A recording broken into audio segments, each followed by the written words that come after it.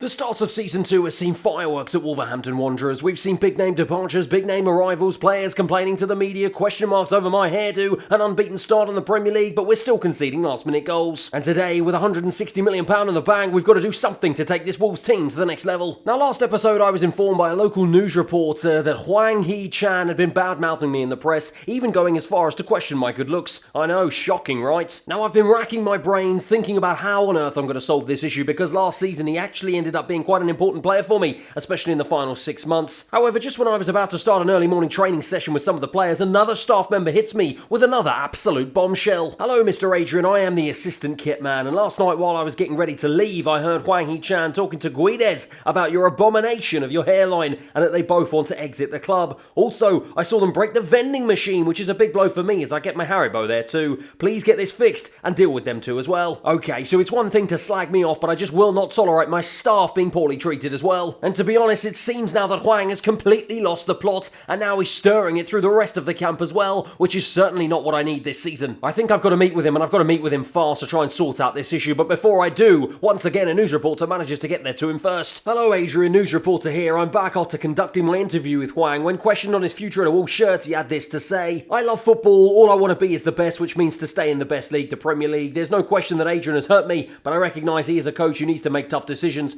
but for me to be the best I cannot rot on the bench, so either he should start me in every game I'm fit for, as long as I wear the shirt, and if he disagrees, I will move to a club that will meet my demands. Simple. Also, I should be on the highest wage at Wolves because I'm the best player who's ever worn a Wolves shirt. Now, first of all, the level of arrogance that seems to be flooding through this man's veins is absolutely outstanding. Especially when looking at the ratings of the rest of the squad, I'm not quite sure where he's getting this sort of self-confidence. However, despite us finishing in 5th place last season and qualifying for the Europa League this year, I'm not quite sure Wolverhampton Wanderers are quite in the position yet to try and command and to bring in world-class talent to potentially replace him. So whilst my ego is telling me I'd love nothing more than to stick him on the transfer list, I've got to be honest, I think I'm going to have to let my head rule my heart this time. So I'm sat in my office racking my brains about how I'm going to solve this situation, and I'm thinking to myself I might have to give in and offer him a brand new contract, when fortunately enough for me, one of my most trusted staff members suggests something else. After the surprise shithousery from Hwang, maybe giving him an ultimatum will be the best way forward. 10 goal contributions before the January transfer window, or this Wolves career is finito burrito. If it doesn't inspire performances from him, then maybe exploring pastures anew will be best for both parties. And you know what? That is why I rely on the opinions of you guys, because say what you want about him, he was one of the strongest players for me last season. So that is why I have decided to meet both he and his agent over a spot of lunch to try and thrash out those terms, so everyone is on the same page, and so he knows under no uncertain terms that that is what I'm expecting for him ahead of the next 6 months. And after a little bit of back and forth between both he, I and his agent, it seems like everyone is happy to agree to my offer except my terms. Put this bad situation behind us, leaving Hwang with 6 months to save his Wolverhampton Wanderers career. Do you think he can do it? Do you think it was the right decision for me, or would you have done something different? Let me know down below what you think. It feels like one other situation though that I've got to deal with this man, Gonzalo Guedes. I've retrained him to move him away from being a striker out to a winger to try and get the best out of him. I put him into the starting 11 ahead of the first game of the season, but not only was he woeful and non-existent in that game, his behaviour outside of the pitch, smashing up vending machines and causing havoc at the Wolverhampton Wanderers training ground, is just not something that I'm willing to tolerate, especially when you're performing so badly on the pitch. So it's bye-bye Gonzalo Guedes. He's going to be heading out the door, and rightfully so, as he departs to Brighton for 15.5 million. However, with his departure now leaving me with a slight void in depth on the left-hand side of midfield, but with my transfer budget being topped up now to £175 million,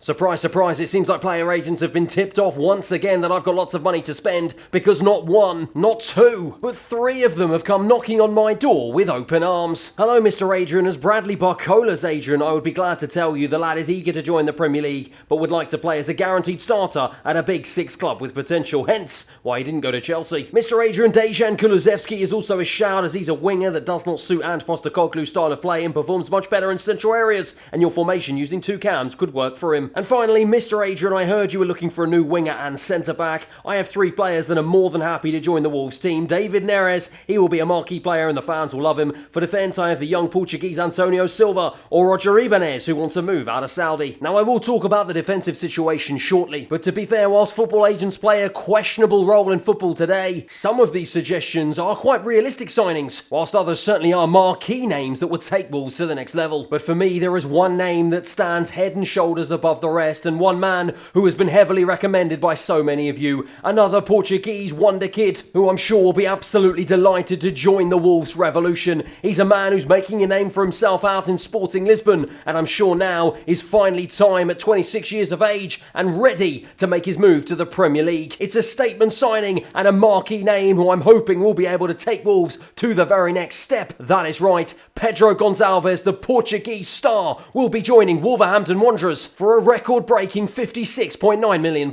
Now for me, this is a statement signing if I've ever seen one. 26 years of age, entering his prime years, 84 rated, and of course Portuguese with that something special. He's got so much versatility, but more importantly, he's got a rating that absolutely dwarfs the rest of my players. There can be no doubt that he will go straight into the starting 11 on the left-hand side of my midfield. And so with a fresh new face and a manager with a fresh new trim, we head to Villa Park to face off against our arch rivals Aston Villa in our first game this episode. But aside from my wonderful new haircut, the big talking point of this game is that it will be the same starting 11 that won our first game last episode against Brighton, with the change of Gonçalves coming in the left-hand side of my midfield to make his long-awaited debut. It's Aston Villa, though, who kick us off and are in the ascendancy in the early couple of minutes here as Rodrigo de Paul picks it up in a really nice pocket of space, and one of my defenders are racing back to try and put a stop to it. Ollie Watkins, though, is blocked off by Tony Gomez. Not enough, though. Manages to wriggle into the box, and they just put it over the bar. Early warning signs there from Aston Villa. They've got us on our heels, it must be said. Tony Gomez, though, not doing enough to try and stake a claim in the starting 11 after Santiago Buena's blunder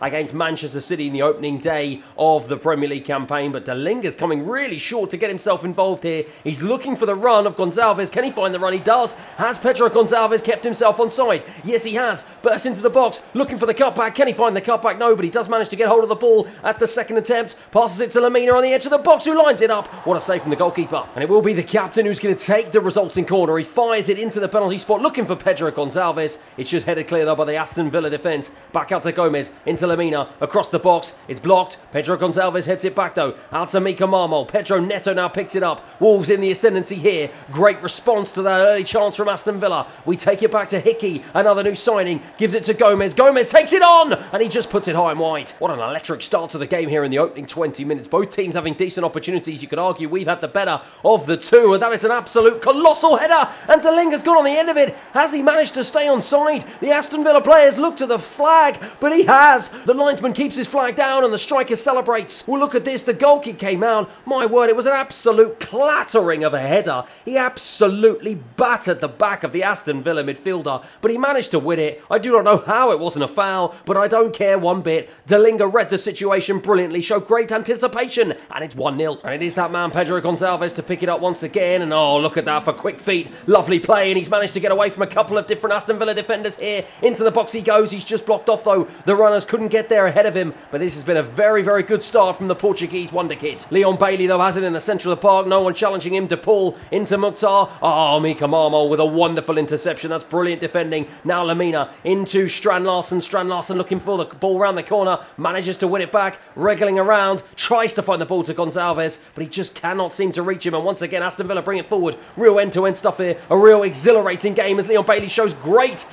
skill to bundle his way into the box. And the goalkeeper jumped on it, but ain't Nori's given away a penalty and got a yellow card for his troubles. Well, let's take another look at it. He was all over the back of Leon Bailey. It looked like he tripped him up. I mean, to be honest, that is a soft one to give away. He didn't leave a leg out. It looked like maybe he just gave him a little bit of a push in the back, and they bought it hook, line and sinker to the officials. And now Aston Villa, from absolutely nothing, had the opportunity to equalise with Ollie Watkins. The goalkeeper went the wrong way, but the ball was too high, and the Englishman gets Aston Villa back on level terms. It was a good enough penalty. It wasn't wonderful. The keeper did go the right way. Very unfortunate, though. I'm left frustrated. 1-1. It's Leon Bailey, though, down this left-hand side. Gonçalves comes across, doesn't manage to put the challenge in. Mika Marmol, though, can't put the challenge in either.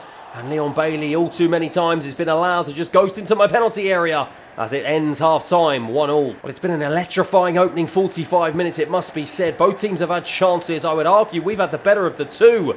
But frustratingly, a real soft penalty has put a real blunt in our momentum. And it's 1-1 here at the beginning of the second half. Aaron Hickey into Pedro Neto, who's been uncharacteristically quiet so far, looking for the overlap of that man Hickey, and he does manage to find the overlap. Gonzalez is free at the back post if he can find him, and he fires it across to the Portuguese. It's too high over his head, and it goes out for a throw. Out to Mukhtar. Heavy pressure, though, from Aït-Nouri, but they've wriggled away from it, and now De Paul has it for Aston Villa, and he just releases Leon Bailey again, who's been the danger man so far for the Midlands club, and he tucks it back into the path of Mukhtar. Can't get past Aït-Nouri, though. Delinga now has the opportunity to burst clear. He's looking for the overlap of the left midfielder in Gonzalez. He manages to find the overlap, and Gonzalez, though, plays it back into him. Really good ball. Delinga bursts into the box, looking for the cut back into the penalty area for Strand Larsen. Couldn't quite get there, though, and Martinez pounces on the loose ball into Ollie Watkins. Ollie Watkins into Rodrigo De Paul. Every single time both of these two teams look to go forward, they look like they're going to score, and Aït-Nouri into a little bit of trouble there. He's got to be careful. He's on a yellow card here as Aston Villa goes into my penalty area. It's Ollie Watkins again into Rodrigo De Paul. Sorry,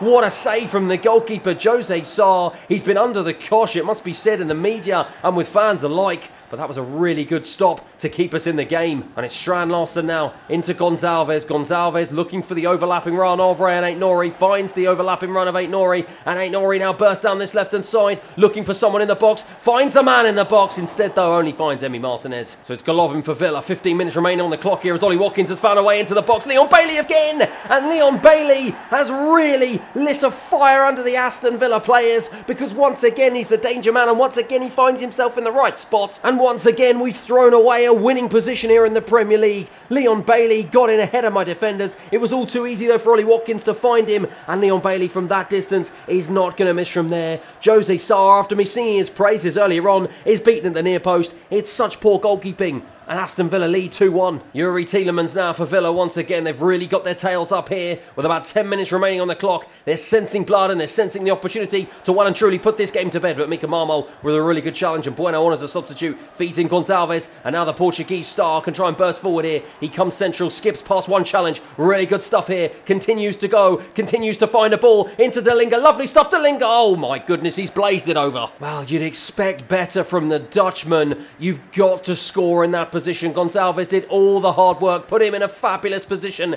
and he just didn't have the composure. Blazed his strike over the bar, and I'm hoping that is not going to come back to bite us here as Aston Villa once again bring the ball forward. They've got a man over here on the left hand side. Mukhtar puts it into the centre, finds a lovely ball into Alex Moreno, into Golovin. Totti Gomez just about heads it clear. Semedo on as a substitute does, into Hwang now, who's also on, and Hwang is going to hopefully try and see if he can release Nketiah, and he does release Nketiah. The young man bursts into the box looking for his first goal in a Wolves shirt. He can't find it. What a save. Once again, I thought that was going to be the moment, but this time it's Pedro Gonzalez. It's going to be the last chance of the game. The Portuguese throws the ball into the box. It's too easy for Martinez. The referee calls time. Well, I was hoping that my fresh new trim would inspire even more freshness and confidence into this Wolverhampton Wanderers team, but it seems even the introduction of Pedro Gonzalez has not done that here today. As a full-time here, frustratingly, it finishes Villa 2, Wolves 1. But with the press more interested in talking about my new haircut after the game rather than the player performance, perhaps I've taken too much attention away from the players and I've let my own insecurities creep through into the squad. I thought Delinga was having a good game, but that miss after the wonderful work from Pedro Gonzalez was an absolute shocker. I really expected better from him. And as for Eddie Nketiah, he had the goal at his mercy, one-on-one with the goalkeeper. I would have bet my house on him scoring. Somehow he missed, and he continues his search for his first goal in a Wolverhampton Wanderers shirt. And whilst Pedro Gonzalez enjoyed a fairly decent start to his Wolves career, he had a couple of good touches and he had a really good opportunity for his first assist. Frustratingly, things just didn't seem to come off perfectly for the 26-year-old. And with that first defeat of the season taking us down now into the bottom half to 11th place in the table, once again I think I'm going to need some tactical advice. Is this 4-2-4 system working, or do I need to try and shift back to this 4-2-3-1? Was my new haircut just too much of a distraction to the players and the fans alike? Or are there still some of these Wolverhampton Wanderers players who just aren't quite up to the level that we need to take us in that next step in the Premier League? Let me know down below what you think. Speaking of this squad not being good enough though, I've mentioned that mistakes seem to be costing us at pivotal moments in the game, and that was none too more obvious when Santiago Bueno in the opening game of the Premier League campaign gave away an absolute howler against Manchester City that cost us 3 points and perhaps cost us some momentum at the start of the season. Now after that game, Bueno was dropped to the bench in place of this man Totti Gomez, but with the 25-year-old failing really to impress in both of those games that he started with, it's got me thinking. Now I spoke last episode about potentially wanting to break the bank to bring in in a brand new centre-back that is going to hopefully do something to inspire some confidence and resilience into my back line. And obviously with me still having £108 million, I'm certainly in a position to do so. But with there already being a huge revolving door at the club at the start of this season and me already making some new signings, with the players still finding their feet this season, there is a small part of me that's reluctant to make any more wholesale changes. So it's kind of got me thinking, fresh off his new contract at the beginning of this season, and with him playing very well in season 1 for me, what sort of manager would I be if I threw Santiago Bueno under the bus after making just one mistake? Yes, I know so many of you have provided me with some fantastic suggestions that I have 100% taken on board and plan to move forward with in the future. But for now, I feel it is right to give Santiago Bueno one more chance to try and impress in the next 6 months, to reinstate him back into the starting 11, with the view that if he doesn't up his defensive performances, once the January transfer window opens in just a matter of months, I will still have £108 million to spend to try and reinforce in defensive areas. Speaking of defensive areas though, I feel like there are 2 other parts of my pitch that I might need to also improve in the future. Starting off in the centre of the park, this man Mario Lemina, the captain of the club, only has 10 months left on his contract, but with him being 30 years of age and his performances not really lighting up the Molineux this season, there have been several of you who want me to consider the future of the experienced midfielder. But it's not just him, because Jose Sarr is also under the spotlight. He's been up and down in his performances so far in this career mode. Sometimes he has some amazing games, other times he makes absolute howlers. And with him being 31 years of age and just 79 rated and highly unlikely to improve any further, both centre midfield and in goal are 2 positions that I think are going to be very high on my list of priorities as well come the January transfer window too. It feels like they're 2 of the weaker players in the starting 11, and it feels like once I've managed to get some sort of consistency back into this squad, that they are going to be the areas of the team that I'm going to have to improve next. I know you guys have provided me with some fantastic options that I've added to my shortlist. I just want to let you know that I have listened. I do know that you want me to sign some new players, but with there being such a high turnover of players in the summer transfer window, and with me wanting to keep this career mode as realistic as possible, they're positions that are going to be high on my priority list as this career mode progresses. So stay tuned, keep the recommendations coming. I really do appreciate it. We're in it for the long haul here at Wolverhampton Wanderers, and with your help, we're going to turn this team into one of the powerhouses in European football over the next few seasons. Speaking of European football though, after coming in 5th place in the Premier League last season, we have been drawn in the Europa League in a group against Braga, Midtjylland and Young Boys. And as I head into the press room to be greeted by the paparazzi, I am issuing a rallying call to all of these Wolverhampton Wanderers players. I believe this is our season. We can go all the way, and we're going to put a marker down. We're going to win the Europa League. And as the fans wait in bated breath, and as they hold their scarves and their flags up high, they're entering the Molineux full of anticipation and full of excitement, as under the lights here today, we're going to be facing off against the Portuguese side in Braga in our first game of the European campaign. And there's 2 changes to the team that lost against Aston Villa. That man Bueno does come back into the starting 11, and also hot off the heels of a pretty poor opening few games for Jurgen Strand Larsen, Nketiah will hope to get his first goal in a Wolverhampton Wanderers shirt. But it's Ronnie Lopez who's going to kick us off here, and he's just ghosted past Aït-Nouri like he's not even there. But Aït-Nouri comes back across with a good challenge and releases Pedro Gonçalves now, and Gonçalves looks over the line, looks into the channel, looking for Delinga. Carte though gets there before him. Delinga is tussling with him, but gives away a foul in the process. Into Salazar. Salazar, almost crunching challenge there from Yao Gomez, but we don't manage to win the ball back. They've got a man over here if they can find him. They can't yet, but they do eventually go to Bruma, and Bruma in the centre, unmarked. Lemina's frantically trying to come across here. Marin though is blocked off by Lemina. Really good stuff from the captain, and he's played it down the line into Pedro Neto, and the young man now has got space to run into, but he's decided to come central, and he plays it into the path of Delinga. The striker takes it on. He's going to go all the way here. He takes it on himself. What a strike, what a save. 15 minutes in, Wolverhampton Wanderers have a corner, and it's one that Lemina's going to take. Throws it into the box, looking for Mika Marmo. Oh my goodness, that's a horrendous header. Braga though have gone down the other end and got themselves a corner that Lopez is going to take. Throws it into the box, looking for Salazar. Mika Marmo heads it clear though, and manages to get on the loose ball. Really good defending from the Spaniard. And look at this, some lovely touches to keep hold of it as well. Can he also keep hold of it and feed it into a more creative player? He does, into Neto. Neto though looks back down the line into Mika Marmo. The centre-back has stayed on the right-hand side of the pitch, and he's floated it into Nketiah. Round the corner into Neto. Some wonderful play here. Neto tries to find his way into Nketiah. He does. Nketiah looking for his first goal in a Wolverhampton Wanderers shirt. And finally, after making the move from Arsenal, he has gone and lit up his Wolverhampton Wanderers career. All the hard work though came from Mika Marmol, the centre-back on the right-hand side of the pitch, fed it into Neto. Neto managed to just find a wonderful ball into the channel, into Eddie Nketiah, and finally he had the composure to pick his spot and find the ball past the goalkeeper into the bottom left-hand corner. Look at the celebrations, he's delighted. It's 1-0. Bruma though for Braga as they look to strike back immediately. Salazar into the centre of the park. Out to El Musrati, who's looking for someone out on the right-hand side, but in the end only manages to find Lamina. And Lamina now into the channel, into Delinga, and he's got green grass to run into here. The Dutchman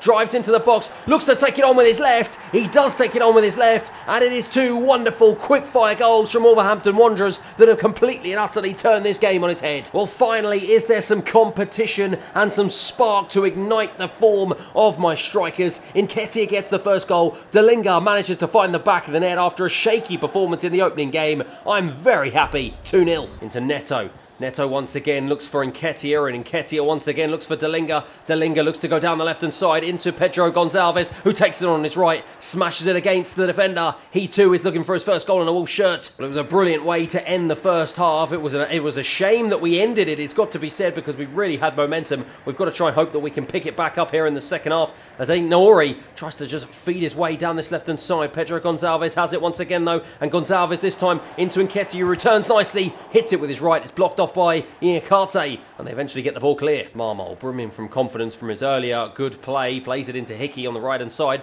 and Hickey is driving through the centre here, and he almost finds a wonderful ball. He does into Delinga. That is a brilliant assist, and that is the third goal of the game. And is it already, with just 58 minutes on the clock, game over here at the Molineux? Well, I thought the pass was going to go astray here from Hickey, but it manages to find its way through. The defender could not get onto it, and instead Delinga just managed to get there before the goalkeeper. The assist maker and the goal scorer celebrate together. It's 3-0, and Neto has won it back once again, and Neto comes into the centre and once again gives it to Nketiah, and full of confidence now. Oh, that's lovely play. Nketiah into the box, takes it on. What a save. All my strikers and my attackers are absolutely full of beans, it seems. Those 3 goals has given everyone confidence, and everyone now feels like we can add a fourth. Neto throws it in, looking for Marmol. He's just bundled off of it, but eventually it falls to Delinga once again, who takes his shot on. Blocked. He's eager for his hat-trick. It's the left-back Adrian Maroon, who's found a wonderful ball into Carvalho, who's unmarked, tries to dink it over, does dink it over, but Bueno is in the right place at the right time,